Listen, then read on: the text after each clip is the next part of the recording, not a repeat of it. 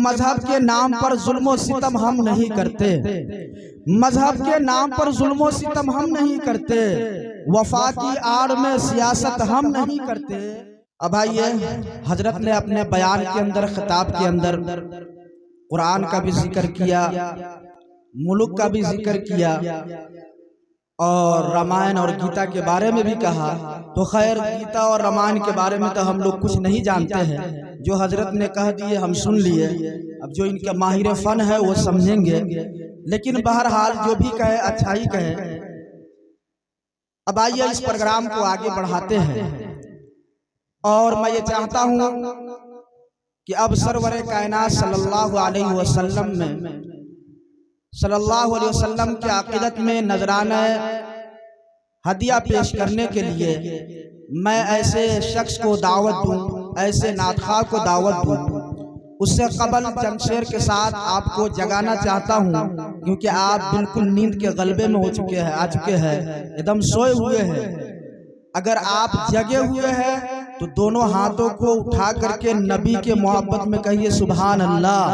अगर वाकई अगर पोखरिया और लौका के है तब, अगर भाड़े पे बुलाए हैं मौलाना शमसुद्दीन साहब तो कोई बात नहीं। अगर यहाँ के बाशिंदे हैं, वाकई आप पोखरिया के हैं और अपने इदारे से मोहब्बत करते हैं और दिल में ये जज्बा है कि हमारा जलसा कामयाब हो, ये लाइव जो है ना दिखाया जा रहा है, मुशायरा मीडिया जो है ना, जो सीतामढ़ी से आपके जिम्मेदारान ने इनको बुलवाया है, आपका पूरा करतूत जो है ना पूरे प्रोग्राम को यूट्यूब पे डाला जाएगा, पूरी दुनिया देखेगी आप कितने बाज़ौक़ और बासआदत लोग हैं, किस तरीके से अपने इदारा से मोहब्बत करते हैं, अपने शायरों से मोहब्बत करते हैं, अपने उलमा से मोहब्बत करते हैं। वो वहाँ पे देखेंगे यूट्यूब के जरिए। आइए कुछ शेर पढ़ता हूँ, अगर अच्छा लगे तो दुआओं से नवाजिएगा।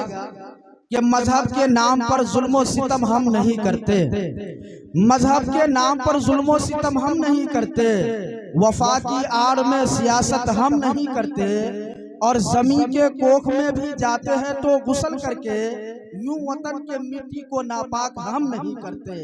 जमीन के कोख में भी जाते हैं तो गुस्ल करके यूं वतन के मिट्टी को हम नापाक नहीं करते। ये वतन की सरजमी को अमन का दर्पण बनाना है, कि वतन की सरजमी को अमन का दर्पण बनाना है। जो शाखे नीम की है अब उन्हें चंदन बनाना है, और हमें जल्दी निकालो मंदिरों मस्जिद के झगड़ों से, हमें बच्चों के मुस्तकबिल को भी रोशन बनाना है। ये बच्चों के मुस्तकबिल के बारे में किसी शायर ने इस शेर के अंदर जो है ना पिरोया है, तो मुझे एक बात याद आ गई कि आप भूखे रह लीजिए, एक वक्त खाना खाइए, एक वक्त जो है ना भूख से बर्दाश्त कर लीजिए, मगर अपने औलादों को जरूर पढ़ाइए, चाहे मदारिस इस्लामिया हो, अरबिया हो या स्कूल हो, कुछ ना कुछ इल्म उसको दीजिए, ताकि आगे चल के आपका नाम भी रोशन हो। अगर जाहिल रखेंगे, बकरी चराएंगे, तो एक लतीफा याद आ गया, हजरत मौलाना तारिक जमील साहब का, जो पाकिस्तान के हैं, हम सब उनको जानते हैं, कि एक लड़का था, उनके वालिदैन हर वक्त कहा करते थे कि बेटे तुम मदरसा इस्लामिया के अंदर जाओ, कुरान और हदीस का इल्म को सीखो, वहां नहीं जा सकते हो तो फिर स्कूलों के अंदर जाओ, कुछ न कुछ पढ़ो। इस दुनिया में तुम्हें सीना तान के चलना है तो पढ़ना पड़ेगा, जाहिल रहने से कोई फायदा नहीं होने वाला है। मुख्तसर जी, बिल्कुल मुख्तसर है। तो बच्चा को जब समझाया, उसने पढ़ा नहीं, और उसने क्या किया, जाकर के बस का कंडक्टर बन गया। और बस का कंडक्टर का काम यही होता है कि उसको साफ सफाई करना, गाड़ी जब जाम के अंदर फंस जाए तो आगे और पीछे कराना।